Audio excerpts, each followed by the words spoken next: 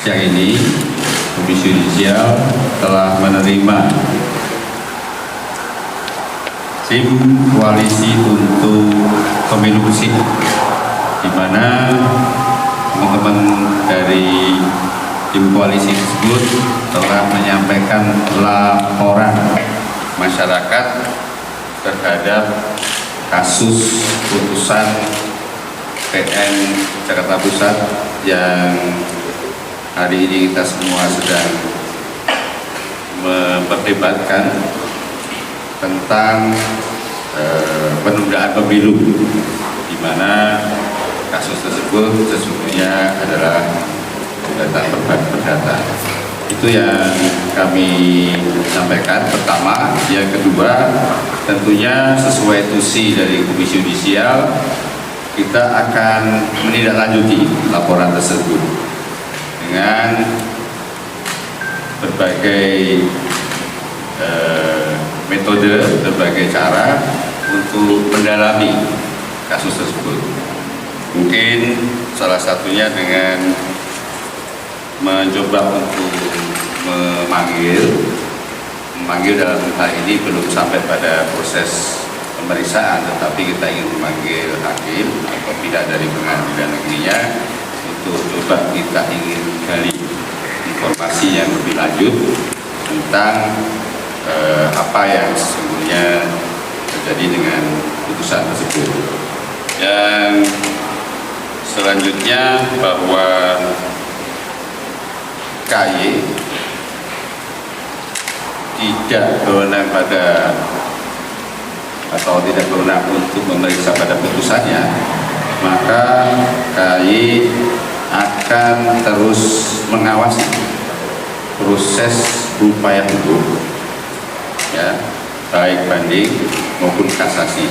Kita akan kawal terus kasus tersebut karena kita anggap hal ini cukup menjadi persoalan yang besar.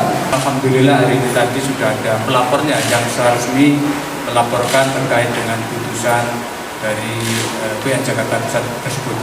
Nah, kalau sudah ada pelapor yang resmi, tentunya mekanismenya nanti akan kita cantumkan ya. Kalau sudah syarat-syarat sudah dipenuhi, baru kita register ya.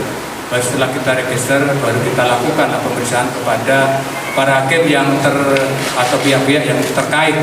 Jadi belum langsung kepada para majelis hakim yang atau disebut itu biasanya kita itu terlapor ya. Jadi mungkin bisa kita lakukan pemeriksaan kepada panitera dan mungkin hakim-hakim lain yang tidak terkait dengan putusan ini, mungkin juga bisa kepada ketua pengadilan itu.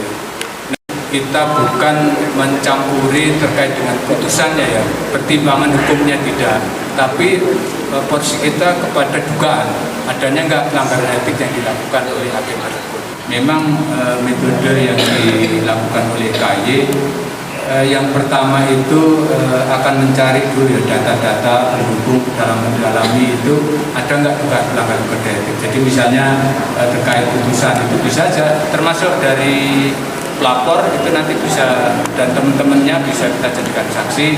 Selain itu kan tadi misalnya panitera dan sebagainya. Nah, kalau misalnya sudah dugaan itu sudah kita temukan, kemudian kita bawa ke panel, sudah diputus bisa ditindaklanjuti, baru kita pemeriksaan kepada terlapor. Karena kalau misalnya ya sudah kita lakukan pemeriksaan namun tidak terbukti atau tidak dapat ditindaklanjuti, itu kita tidak perlu memeriksa kepada terlapor.